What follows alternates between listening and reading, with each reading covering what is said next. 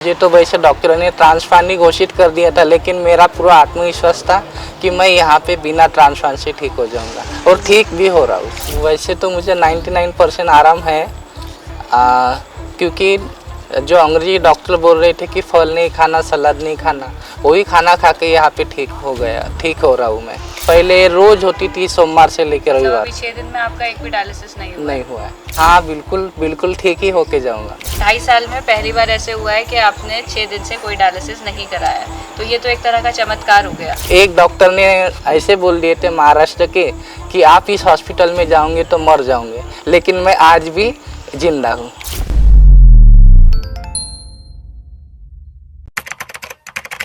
आपका क्या नाम है और आप कहाँ से आए हैं?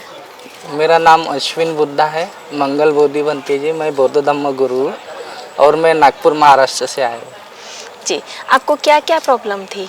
मुझे किडनी और हार्ट का प्रॉब्लम है, दो साल हो गए मुझे। जी, आपको किडनी की क्या प्रॉब्लम थी और उस वजह से क्या परेशानी आपको नज़र आती है? वैसे आपकी बॉडी पे आपका हाथ सूजा हुआ है, इसकी वजह क्या है?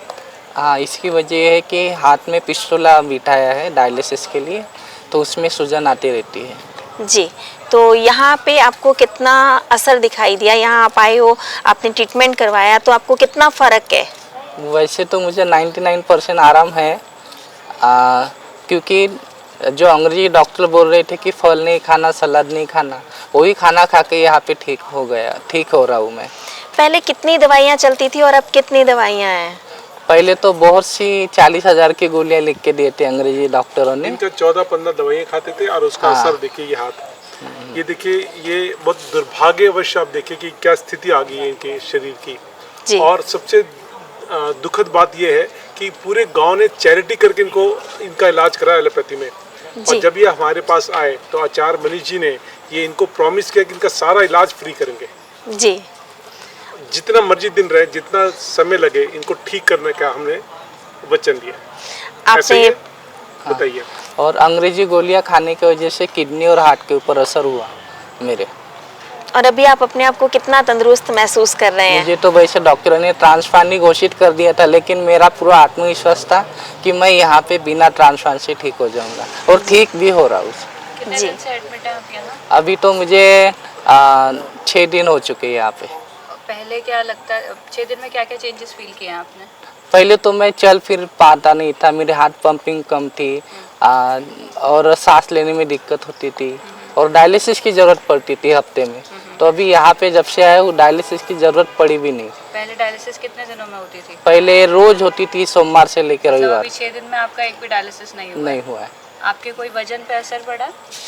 हाँ, इससे थोड़ा वजन भी कम हो रहा है और ड्राई वेट भी बराबर सही रह रहा है। क्या क्या ट्रीटमेंट हो रही है आपकी यहाँ पे? यहाँ पे DIP डाइट, पंचकर्मा और हॉट वाटर इमर्शन। पंचकर्मा में क्या क्या कराया जा रहा है? पंचकर्मा में किस तरह की थेरेपीज होती हैं? शिरोधारा की और लेपन होता है और अलग अलग थेरेपियाँ होती है। हॉट वाटर इमर्शन क्या है? हॉट वाटर इमर्शन में गर्म पानी में बिठाया जाता है 40 सेल्सियस। कहाँ तक मतलब कहाँ तक आपके पानी रहता है बॉडी में? नाभि तक पानी रहता है। ठीक है, उसके बाद आपको कुछ चेंजेस फील होते हैं बॉडी में? हाँ बिल्कुल, रिलीफ, हाँ एनर्जी आती है और ताकत जैसे लगता है। आपको भरोसा है कि आप ठीक हो जाओगे? हाँ बिल्कुल ठीक ही होके जाऊंगा मैं। आप और लोगों को रिकमेंड करेंगे और लोगों को बताएंगे कि यहाँ आए? मैं तो यही कहना चाहूँगा भारत के लोगों को कि सही ट्रीटमेंट करो, गलत ट्रीटमेंट मत करो, क्योंकि यह जो ट्रीटमेंट है यह नेचुरल है, इसके कोई साइड इफेक्ट नहीं है। तो इसलिए आप नेचुरोपैथी आयुर्वेदा में ही आओ और इस हॉस्पिटल का इलाज करो। जो आप रोज डायलिसिस पहले करा रहे थे वो कितने दिनों से हो रहा था? वो तो 2.5 साल हो गए अभी 2.5 डायलिसिस। साल से आपका रोज डायलिसिस हो रहा था? हाँ, रोज होता था डायलिसिस? हाँ पहले रोज होता था। 2.5 साल में पहली बार हुआ है कि 6 दिन से कोई डायलिसिस नहीं हुआ है। और अभी तक डॉक्टर ने आपको बोला है कि आपको आगे डायलिसिस की अभी ज़रूरत है? अभी ये सूजन की वजह से, ठीक है, मतलब लेकिन उसकी भी जरूरत नहीं पड़ेगी। ठीक है, 6 साल मतलब 2.5 साल में पहली बार ऐसे हुआ है कि आपने 6 दिन से कोई डायलिसिस नहीं कराया, तो ये तो एक तरह का चमत्कार हो गया। डायलिसिस बंद होने का आपको अच्छा तो लगा ही होगा, लेकिन क्या ट्रांसप्लांट की भी स्थिति आ गई थी कि किडनी ट्रांसप्लांट करेंगे?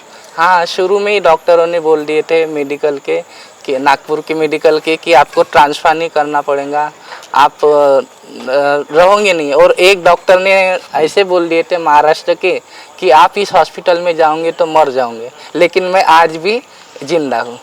जी, ये बहुत खुशी की बात है कि आप ठीक हो रहे हैं और हम उम्मीद करते हैं कि आप बिल्कुल पूरी तरह से स्वस्थ होकर के यहाँ से जाएं और एक मिसाल कायम करें कि एलोपैथिक की बजाय आयुर्वेद में सभी लोग विश्वास करें और सभी लोग आयुर्वेदिक पद्धति को अपनाएं, आयुर्वेदिक डॉक्टर्स को अपनाएं। खास तौर से हेम्स हॉस्पिटल में जो इलाज किया जाता है उस पर भरोसा रखें और उसी तरीके से वो आगे बढ़ें जैसे कि यहाँ के डॉक्टर्स बोलते हैं। हाँ, और साथ ही साथ ये भी मैं अपील करना चाहूँगा भारत सरकार को कि इस हॉस्पिटल में ज़रूरतमंद लोगों के लिए योजनाएं लागू हो ताकि गरीब से गरीब लोग इसमें इलाज कर सकें। अगर इस चैनल के थ्रू या इस हॉस्पिटल के थ्रू आपको ऑल ओवर इंडिया कोई मैसेज देना हो तो आप क्या मैसेज देना चाहेंगे? मैं तो यही कहना चाहूँगा कि आयुर्वेद अपनाओ और रोग भगाओ।